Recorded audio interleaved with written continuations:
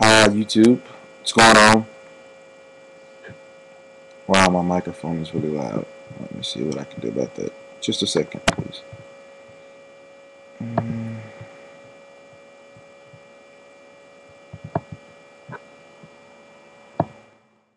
all right. Okay, I think I'm getting a better read now. Okay. Hey man, greetings to you, my guy. This is not a retaliation video. I'm not targeting and shooting at atheists because I'm a Christian. Let's go ahead and kind of get that out there. Let me move my MacBook around here. But anyway, um, I'm just pretty much having a Christian response to your video, if that's okay. Um, now, the first thing, and I'm going to kind of follow, I'm just going off the dome, there's no notes here.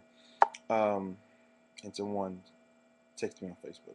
But you state that science is not factual and it's not, a gathering of facts, it's probability, and not certainty. That's the word you used. Well, um, in actuality, that's not really what defines science. Science actually is factual.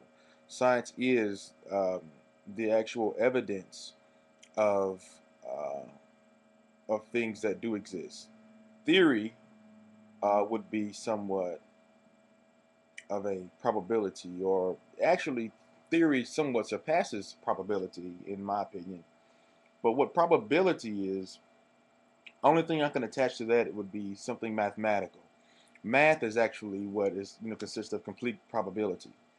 Okay, and the solving of math, which would pretty much be, well, the completion of the fulfillment of math would actually be scientific, uh, the science of. So, after all, the word science, which we get from science, means to know. And to know is to have information to know. So that right there is, and you used unicorn and something else. I can't remember, but it was quite funny.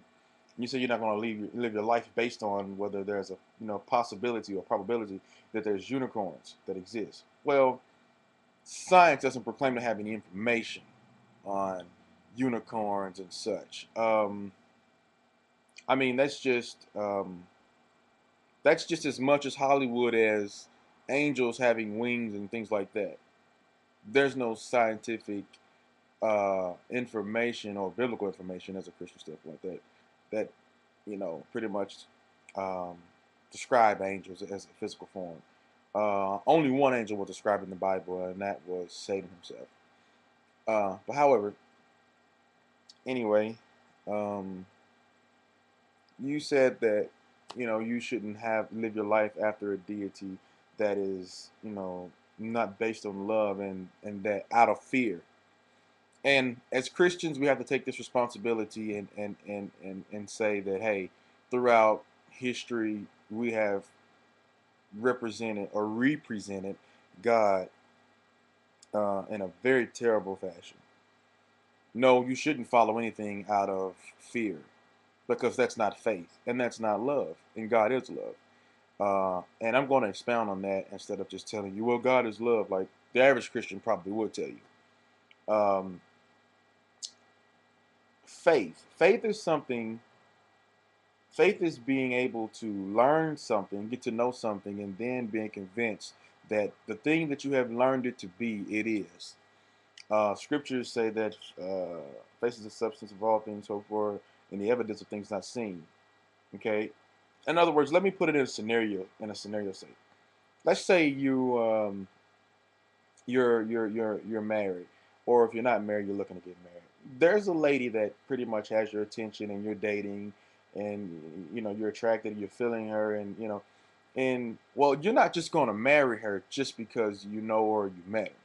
You're going to take some time to get to know who she is, and then after that, you develop a particular faith, and then you say, hey, I believe that I love you, and we'll get married. Okay, and the thing that causes you to be or remain faithful to her is the fact that you love her. Okay, so you develop a love for her, and that thing fulfills your faith and for her. that she will be faithful or remain faithful to you, and it's all based on love. Well, we have painted this fictional picture of hell, that the devil's down there with a pitchfork and there's fire burning, and that if you don't live a righteous life, if you live an unrighteous life, you're gonna go there and you're gonna burn there forever. That's not true. Okay, there's nothing scriptural about that at all. Um, Satan is an angel. Um, he does have a mission and a plan to deceive people. Um, he has deceived many Christians, and that's just who he is. He's not a god. He's an angel. He's an angel that refused God's will and pretty much um, built a revolt and a rebellion against God and established a kingdom against God. But he's not a god. Okay, and there's not a burning fiery hell waiting for you. In fact, hell itself is not even existent at this point. For scripture tells me that there's two different types of hell. One is referred to as Hades, and the other is Gehenna. Hades is just simply the grave, okay, meaning where the dead people go. There's other Hebrew words that associate with it, but that's not important. The other is Gehenna. A little brief history on Gehenna. Gehenna is an old valley from the old times, and where people who didn't have proper, or didn't have, or were not financially stable, I'll say, enough to have a formal funeral and be properly placed away, they would take their bodies to this valley, which was called Gehenna, and they would burn the body up.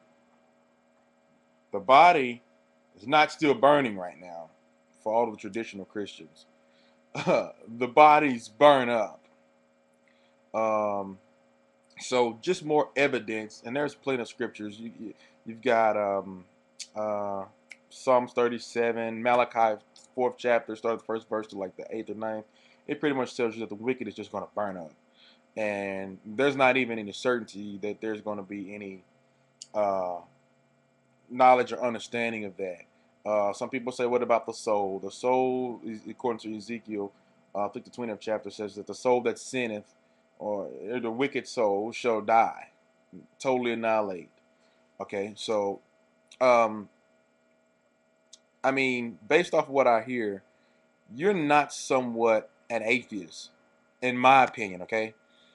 It seems that you're someone who has lived the same, almost similar life that I have, in which the truth has been construed and been misunderstood, and people, from the lack of studying and understanding who God is, what He is, and what the Scripture actually says, and actually studying it to prove the Bible to be a credible document, which I have done so. I actually have a video on that, so if you want to, man, go check it out.